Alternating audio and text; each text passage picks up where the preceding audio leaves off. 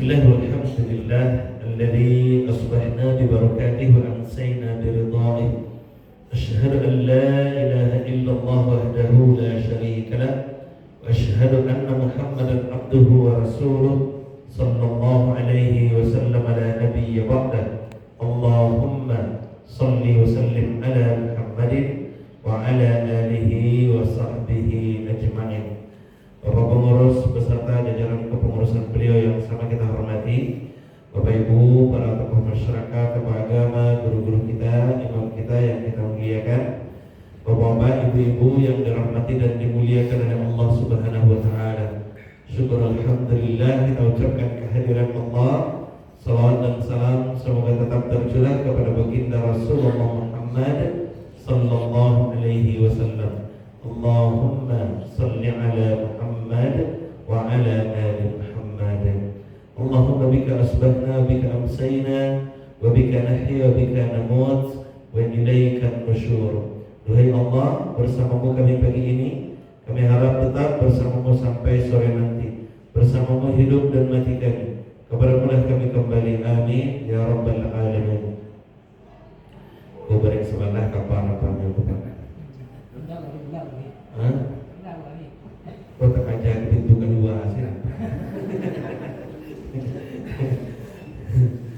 Baik Bapak Ibu, untuk pagi ini kita akan bahas mungkin sedikit berbeda, tapi masih dalam putaran kajian surat.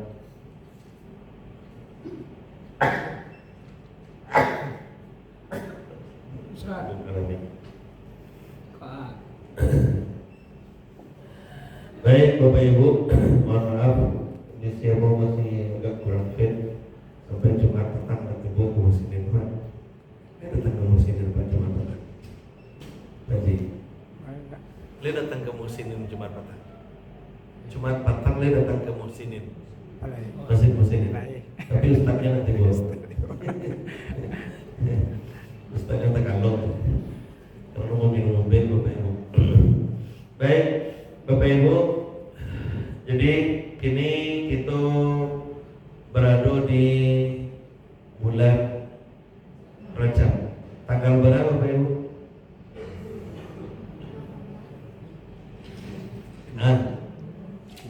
Tanggal 18. Tanggal 18 bulan Rajab. Rajab ini salah satu bulan yang dimuliakan oleh Allah. Salah satu bulan yang dimuliakan oleh Allah.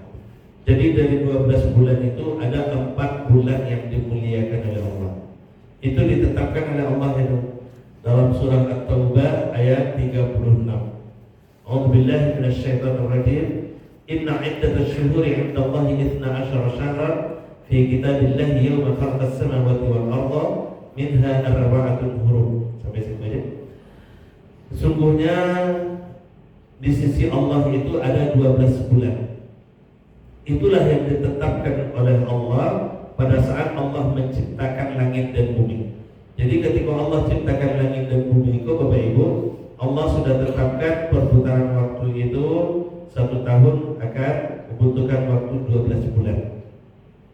Dari 12 bulan itu minha arba'atun hurum kata Allah. Di antaranya ada 4 bulan haram.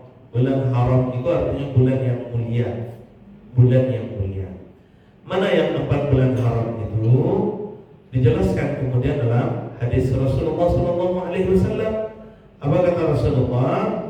Bulan haram itu talatun mutawaliyat, dengan nada yang hampir sama itu dengan hadis ini, dengan ayat ini. Inna 'iddatash syuhuri 'indallahi 12 syahran fi kitabillahi yawma khalaqas samawati wal arda minha arba'atun hurum.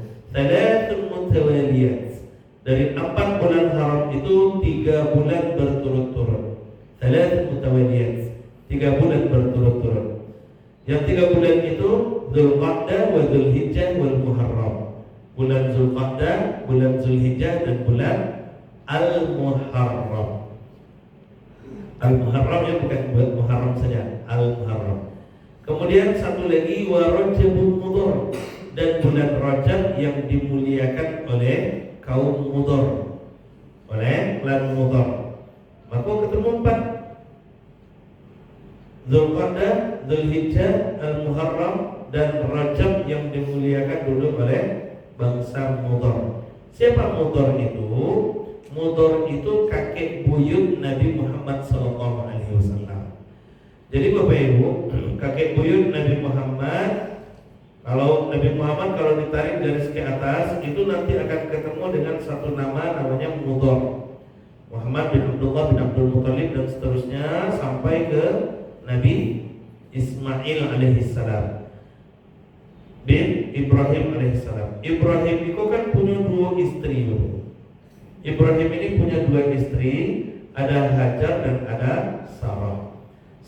Hajar melahirkan seorang anak laki-laki namanya Ismail. Sarah punya anak laki-laki juga namanya Ishak. Dari Sarah ini, dari Ishak ini, Ishak punya 3 anak laki-laki namanya Yakub, Yahuda, dan Lais. Dari Yakub ini banyak nabi-nabi turun, termasuk Yusuf, Ayyub, Shu'aib, dan seterusnya. Kemudian dari Yahuda ini juga banyak nabi-nabi turun. Kemudian dari Lais ini juga banyak nabi-nabi turun. Jadi rata-rata nabi-nabi itu Bapak Ibu itu dari keturunan dari keturunan Ibrahim, jalur Ishak. Keturunan Ibrahim, jalur Ishak, anaknya Sarah. Sementara dari jalur Ibrahim, dari jalur Ismail, anaknya Hajar, itu yang jadi nabi tidak ada kecuali satu orang, namanya Muhammad sallallahu alaihi wasallam. Jadi Muhammad dengan nabi-nabi yang lain ini, termasuk juga Muhammad dengan Nabi Isa, itu kalau ditarik garis ke atas nanti akan ketemu di Ibrahim. Makanya Ibrahim itu disebut dengan Abul Anbiya, bapaknya para nabi. Karena rata-rata nabi itu keturunan Ibrahim, Bapak Ibu. Dari Ibrahim, dari jalur Ishak melahirkan Yakub, Yahuda, dan Lais ini. Dari Yakub ini banyak anak, punya anak 2 balik kan? Yakub punya anak 2 balik. Nah, ikulah kemudian yang melahirkan Bani Israel. Dari si Bani Israel itu, kalau dari Nabi Ismail alaihissalam sampai turun ke Nabi Muhammad SAW, itu menurunkan Bani Quraisy. Jadi Bani Quraisy itu dari keturunan Ismail, Bani Israel dari keturunan Ishak. Dari Ismail ke Muhammad ini ada satu nama, yaitu Mudhar. Mudhar inilah dulu yang memuliakan bulan Rajab. Sampai Ibu? Ya, muliakan bulan Rajab. Sampai ke Nabi Muhammad SAW pun memuliakan bulan Rajab. Diturunkan kepada kita, maka Rajab kemudian menjadi salah satu bulan yang mulia. Kenapa Rajab menjadi bulan mulia? Karena makanya Allah Subhanahu wa taala pun memilih Rajab menjadi bulan tempat diturunkannya, terjadinya peristiwa yang paling besar, yang bahkan menjadi mukjizat terbesar kedua Rasulullah sallallahu alaihi wasallam, yaitu Isra wal Mi'raj. Ya Ibu, nah kini kita berada di bulan Rajab tanggal 8 Balik. Insyaallah sebentar lagi kita akan peringatan Isra dan Mi'raj. Kita alihkan Isra Mi'raj yang lain. Isra dan Mi'raj itu ingin mengungkap beberapa fakta saja. Isra dan Mi'raj itu ada 2 fase. Ada fase Isra dan ada fase Mi'raj. Ada Isra dan ada Mi'raj. Isra itu perjalanan masih di bumi itu, perjalanan dari Masjidil Haram ke Masjidil Aqsa yang jaraknya 1239 km. Mi'raj dari Masjidil Aqsa naik ke Sidratul Muntaha, naik ke Baitul Ma'mur, naik ke Makkah, masuk ke dalam mustawa, bersimpuh sujud di mustawa itu. Nah, ada 2 fase. Tapi 2 fase ini Bapak Ibu itu dilakukan dalam satu malam. Makanya bahasanya Allah itu subhanalladzi asra bi 'abdihi lailan, ya kan? Subhanalladzi asra bi 'abdihi lailan minal masjidil haram ilal masjidil aqsa dan seterusnya. Nah, Bapak Ibu, kamu ingin kembali ulang ingatkan malam itu, Bapak Ibu, malam di dalam Al-Qur'an dia punya 3 istilah. Masih ingat Bapak Ibu? Hah? Lupa. Baru batangku. Di dalam Al-Quran malam itu ada 3 istilah, ada 3 diksi yang dipakai oleh Allah. Tentang waktu tahajud kita bahas itu rasanya. Ada namanya lailah, ada al-lail, ada lailat, ada lailatu atau lailata pakai ta marbutah dia. Kemudian ada al-lail, ada lailan. Kalau lailah itu mulai dari maghrib sampai subuh, mulai dari 18.33 sampai 5.01 subuh, 5.01. Jadi mulai dari 18.33 malam itu sampai 5.01 itu bahasa Al-Qur'annya lailah pakai ta marbutah. Inna anzalnahu fi lailatul qadar. Ya kan? Nah, lailah itu bahasa Al-Qur'annya itu. Malam. Jadi maghrib itulah malam Ustaz, sudah malam. Lailah sa'idah. Nah, tapi ya istilah salat dan dipakai di sini. Ya, ada satu lagi istilah al-lail. Ya, kalau lailah dari maghrib sampai isya, al-lail itu lewat dari maghrib sampai subuh, lailah. Al-lail itu lewat dari isya mulai hitungannya. Jadi isya kan 19:07.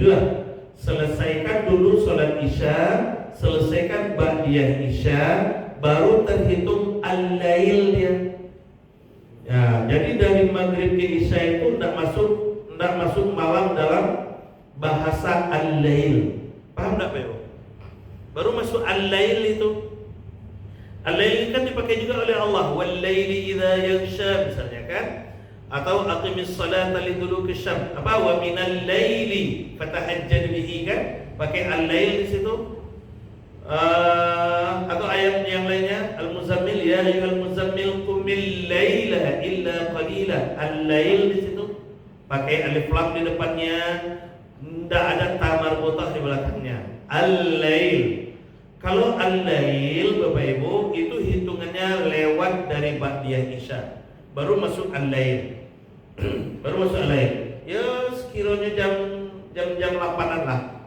Jam 8-an. Kan isya sebelum jam 8 tuh. Selesaikan sholat isya dulu, selesaikan ba'diyah isya, baru masuk ke kategori al-lail.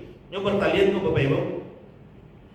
Ya, makanya solat-solat yang dikerjakan lewat isya itu disebut dengan solatul lail, solat malam. Kayak istilah solat malam itu solatul lail, bukan solat lailah. Kalau solat lailah maka maghrib masuk ke dalamnya.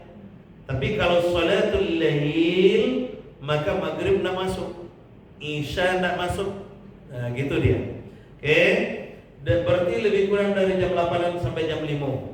Dari lewat dari ba'diyah isya sampai sebelum subuh. Sebelum subuh itu bahasa Al-Qur'annya al-lail. Paham Ibu? Al-lail ya, al-lail. Nah, itu lebih kurang 9 jam lah. 9 atau 9 jam kurang.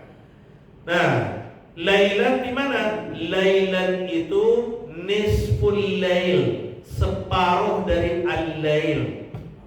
Ya, jadi dari isya sampai subuh itu dikali 2, dibagi 2, separuh yang kedua itu baru masuk kategori lailan bahasa Al-Qur'annya. Berarti lebih kurang berapa jam tuh? Sampai jam setengah, sampai jam mana? Sampai jam. Oke, Pak Ibu, dari jam 8 sampai jam 5 itu al-lail. Dibagi 2 itu jam 8 sampai jam 5 itu berarti kan jam setengah 1 tuh. Setengah 1 nan kaduanya dari setengah 1 sampai jam 5 atau sebelum subuh itu bahasa Al-Qur'annya lailan. Nah, Isra Mi'raj pakai ayat ini nih, pakai bahasa ini. Subhanalladzi asra bi 'abdihi lailan. Maksudnya Allah yang memperjalankan hambanya di waktu malam. Nah, malamnya digunakan diksinya oleh Allah lailan. Ini menunjukkan bahwa Isra Mi'raj itu kejadiannya terhitungnya lewat tengah malam. Jadi Nabi dijemput itu lewat tengah malam. Tidak dari Sanjur Bapak Ibu, tidak dari Isya. Lah lewat tengah malam baru Nabi dijemput. Berarti perjalanan Nabi dari Masjidil Haram ke Masjidil Aqsa, dari Masjidil Aqsa ke Sidratul Muntaha, Sidratul Muntaha kemudian ke Masjidil Aqsa, Masjidil Aqsa ke Masjidil Haram, itu makan waktu hanya lebih kurang 4 jam saja. Masuk akal dan Bapak Ibu? Kalau Allah berkehendak. Apa? Kalau Allah berkehendak. Kalau Allah berkehendak. Nah, kau pakai akal. Kayak ilmu pengetahuan. Masuk akal tak? Enggak. Yang berangkat itu Nabi kan berangkat bersama malaikat Jibril, bersama kendaraan namanya Burak. Burak itu dari kata barqun. Yakadul barqu yakhtafu absar. Ya, barqun, burak. Burak itu artinya barqun itu kilat. Dikumpulkan kilat itu dijadikan kendaraan namanya burak. Jadi burak itu bentuknya kilat, cahaya. Sekarang pertanyaannya, kecepatan cahaya berapa? Oke, ilmu fisika Pak. Kecepatan cahaya berapa? Berapa? Kurang tahu. 300.000 kilometer per detik. Ya, 299 kan? 299 juta.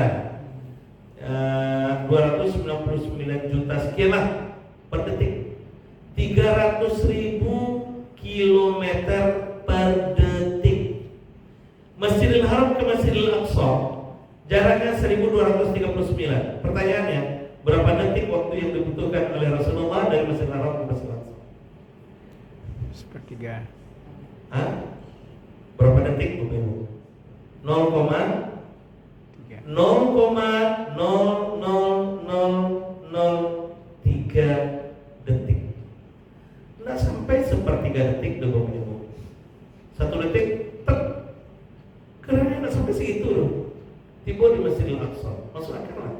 Itu kan kecepatan cahaya kalau kita belajar ilmu fisika kan. Ya, dan Rasul, tapi yang berangkatkan Rasul Ustaz. Rasul itu sudah bermohon kepada Allah. Apa mohon Rasul?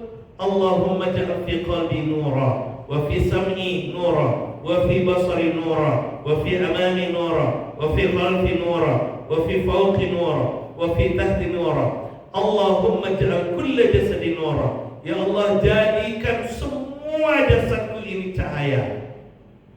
Jadikan semua jasad ini cahaya. Berdoa Rasulullah, maka dicahayakan oleh Allah, numpang cahaya, berkendaraan cahaya, maka kecepatan cahaya sekian. Jadi yang berangkat itu adalah Rasulullah dalam bentuk cahaya yang dicahayakan oleh Allah Subhanahu wa taala. Maka masuk akal tak? Masuk akal Bapak Ibu. Masuk akal kalau dalam ilmu. Kalau dalam ilmunya maksud Bapak Ibu. Ya, tapi kenapa dulu Abu Jahal, Abu Lahab menolak bahkan mengejek Nabi Muhammad gilo? Karena Abu Jahal, Abu Lahab itu tidak pernah belajar ilmu fisika. Kalau belajar fisikanya dulu, berarti terima. Itu aja. Ya, mereka sudah maju ilmu astronominya, ilmu falaknya, tapi ilmu fisikanya nggak masuk. Nah, itu mungkin bolos cuma pembelajaran. Dia nggak pernah sekolah loh, makanya dia nggak tahu dulu. Oke, nah sekarang tapi yang poin yang paling penting bukan itu. Kamu ingin sampaikan ini Bapak Ibu. Dari Masjidil Haram ke Masjidil Aqsa itu diabadikan oleh Allah dalam surah Al-Isra ayat 1. Maha suci Allah yang memperjalankan hambanya. Dia di situ bahasanya. Bahasa yang dipakai oleh Allah untuk menyebut Muhammad adalah kata hamba. Jadi yang diperjalankan itu adalah hamba Allah. Maksudnya Muhammad. Tapi sesampainya di Sidratul Muntaha, masuk ke dalam mustawa, bersimpuh sujud di mustawa, masuk ke dalam Baitul Ma'mur, bersimpuh sujud di mustawa itu, maka Muhammad kemudian memberikan penghormatan kepada Allah. At-tahiyyatul mubarakatus shalawatut thayyibatu lillah. Kata Muhammad kan, kedatangan Muhammad sallallahu alaihi wasallam disambut oleh Allah Subhanahu wa taala, disambut dengan ucapan salam. Apa kata Allah?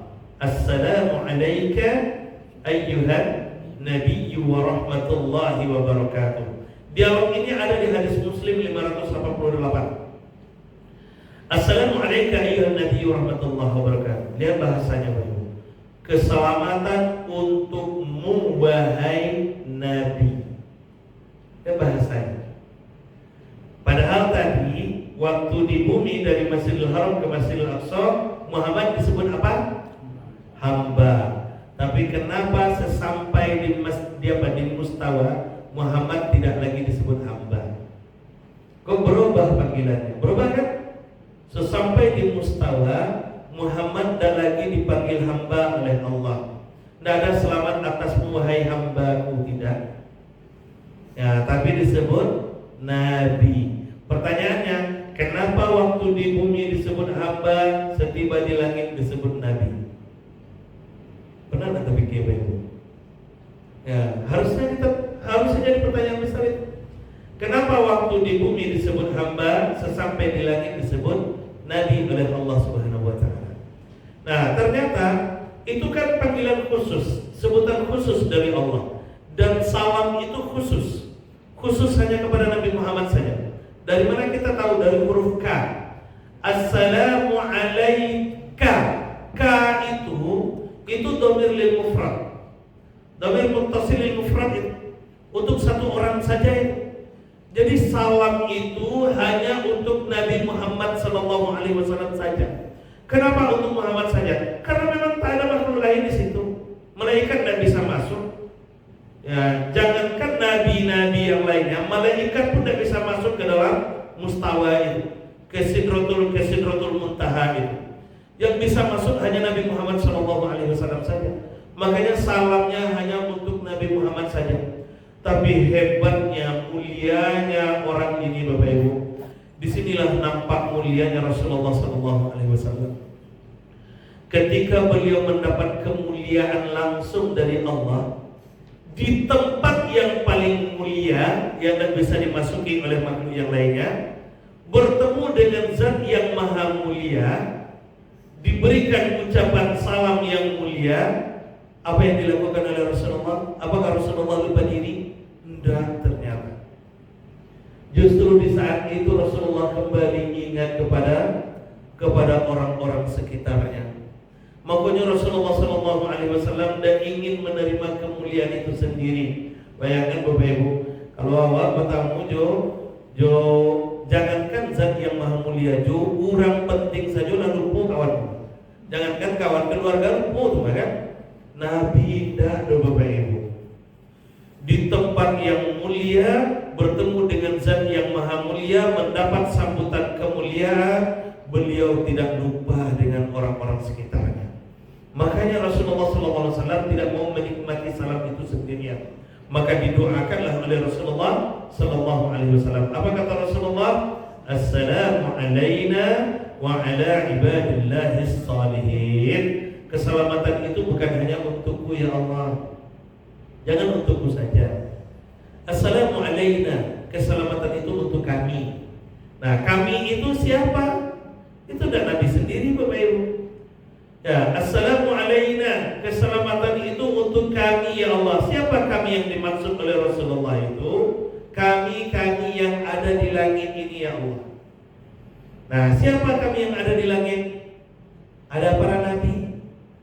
Bahkan mulai dari Nabi Adam di langit pertama sampai ke Nabi Ibrahim di langit ke-7. Kan di setiap langit itu ada nabi-nabinya itu. Ada para nabi Bapak Ibu. Dan ada jutaan malaikat, miliaran malaikat di langit kalian. Berarti Bapak Ibu, para nabi dan para malaikat masuk dalam doanya Rasulullah yang disampaikan di tempat yang mulia, yang tempat itu tidak bisa dimasuki oleh para nabi dan para malaikat ini. Dan doa itu disampaikan langsung kepada zat yang maha mulia.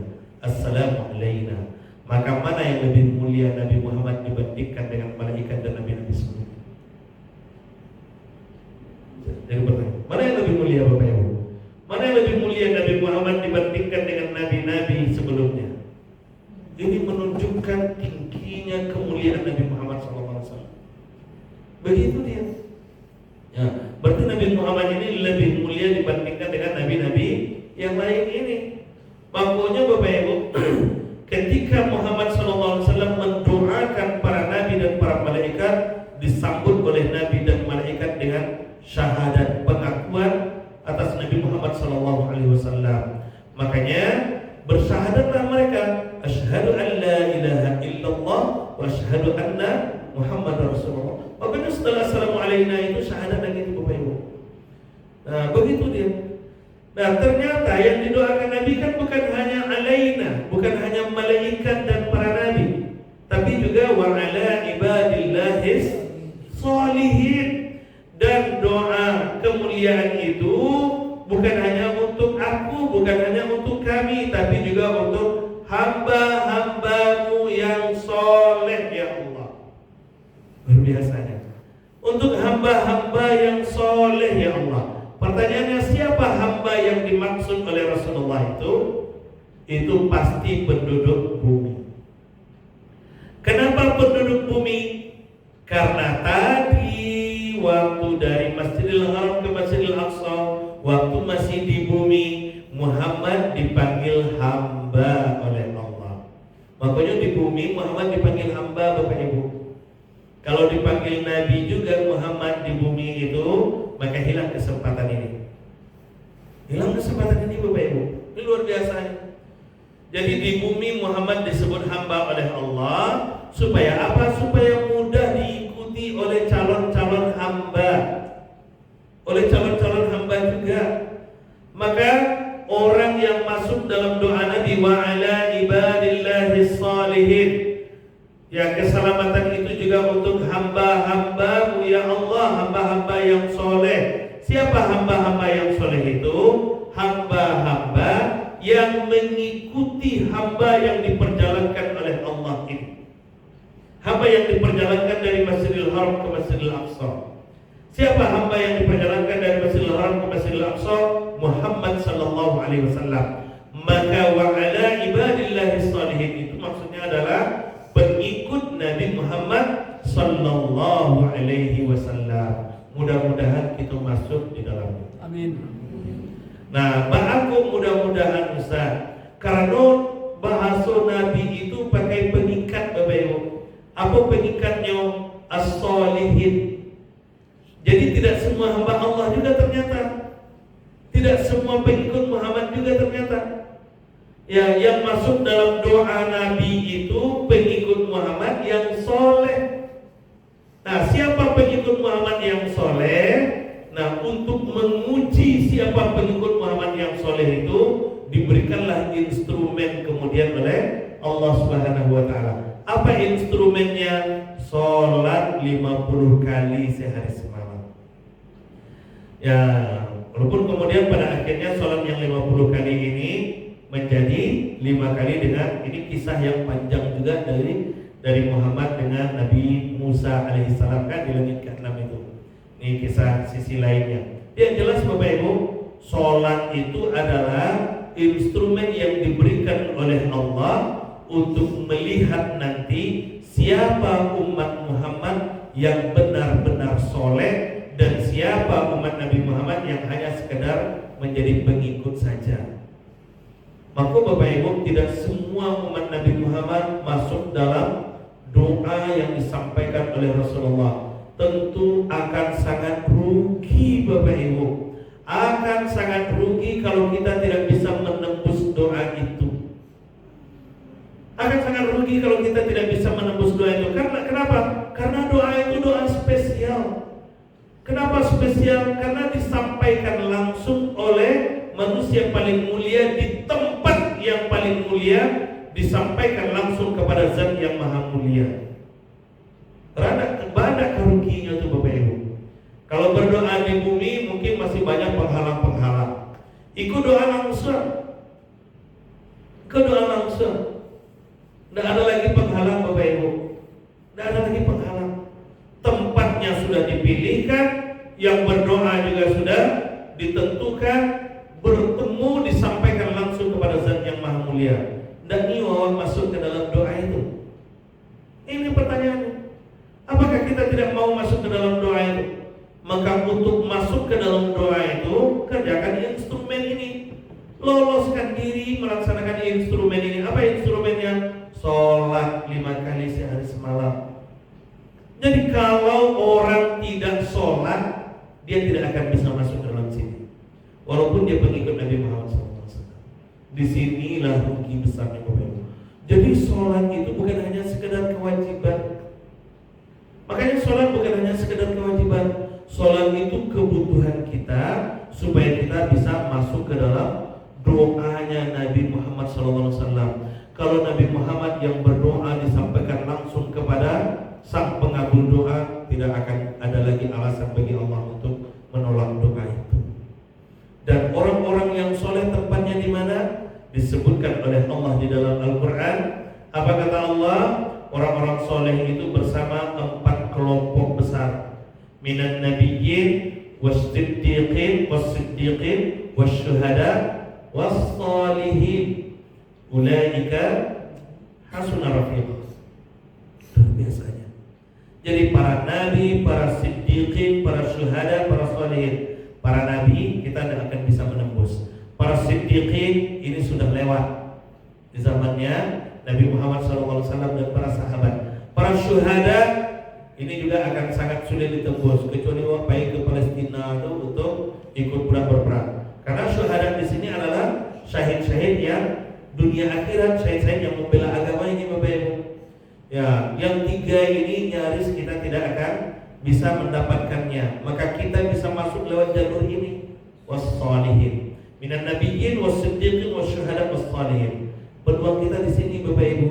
Ini 4 kelompok ini satu surga dengan Rasulullah SAW. Tidak inginkah kita satu surga dengan Rasulullah? Ini pertanyaan. Tidak inginkah kita satu surga dengan Rasulullah SAW? Untuk bisa satu surga dengan Rasulullah itu, masuklah dalam 3 kelompok ini. Karena ini tidak akan mungkin kan? Masuk ke dalam 3 kelompok ini. Dari 3 kelompok peluang terbesarnya lewat jalur as-shalihin. Nah, untuk masuk ke dalam jalur as-shalihin itu, jaga sholatnya dengan benar. Benar-benar sholat dan benar sholatnya. Jadi orang yang benar sholatnya dan benar-benar sholat dia, insya Allah dia masuk ke dalam kelompok as-shalihin. Maka dia akan menyatu dengan 4 kelompok ini. Insya Allah akan satu surga dengan Rasulullah SAW. Masihkah kita abai dengan sholat? Itu sungguh sangat naif kehidupannya. Mudah-mudahan ini menjadi renungan buat kita bersama, sehingga kita nanti kita jaga sholat kita, kita jaga ibadah kita jaga juga keluarga kita. Mudah-mudahan keluarga kita nanti bersama-sama dengan Rasulullah SAW di surganya Allah Subhanahu wa Ta'ala. Itu saja barangkali Pak Ibu, sekilas saja. Mudah-mudahan nanti hikmah-hikmah yang lainnya diungkap oleh guru-guru kita berikutnya. Ada pertanyaan Bapak Ibu? Tidak ada? Pas? Kalau tidak kita cukup sampai di sini. Mohon maaf apabila ada kesalahan dan terima kasih atas perhatiannya. Wallahu a'lam bissawab. Subhanakallahumma bihamdik asyhadu an la ilaha illa anta astaghfiruka wa atubu ilaik. Assalamualaikum warahmatullahi wabarakatuh.